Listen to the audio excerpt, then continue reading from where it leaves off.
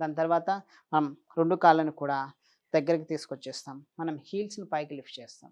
Heels lift చేసేసి పా toes మీద అనగా మన వేళ్ళ మీద నిలబడడానికి ట్రై చేస్తాం. నెమ్మదిగా 2 చేతులు వెనక్కి తీసుకుంటాం.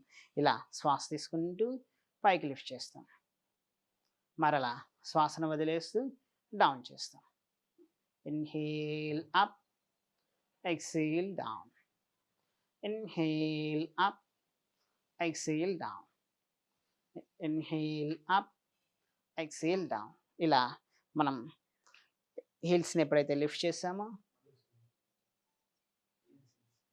Inhale up, exhale down. Inhale up, exhale down. ఇలా మనం ఈ లెగ్స్‌ని లిఫ్ట్ చేస్తే ఈ యొక్క హీల్ పెయిన్ కానీ, లేక కాఫ్ మజిల్ పెయిన్ కానీ తగ్గడానికి ఉపయోగపడుతుంది. అలానే లోయర్ బ్యాక్ పెయిన్ లేని వాళ్ళు లెగ్స్ మధ్య మరలా 2 ఫీట్స్ గ్యాప్ తీసుకుంటాం. నెమ్మదిగా హ్యాండ్స్‌ని పైకి తీసుకెళ్తాం. మరలా శ్వాసను వదిలేస్తూ ఫార్వర్డ్ బెండ్ చేస్తూ మనం పాదాలను టచ్ చేస్తాం. శ్వాసను వదిలేస్తూ ముందుకు బెండ్ చేస్తాం.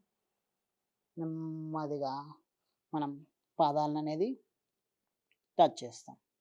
ఇంకా చేయగలిగిన వాళ్ళు కంప్లీట్‌గా అరచేతుల్ని ఇలా మనం టచ్ చేయవచ్చును. లేని వాళ్ళు ఇంతవరకైనా గానీ టచ్ చేయవచ్చు. మరలా శ్వాస తీసుకుంటూ పైకెళ్తాం.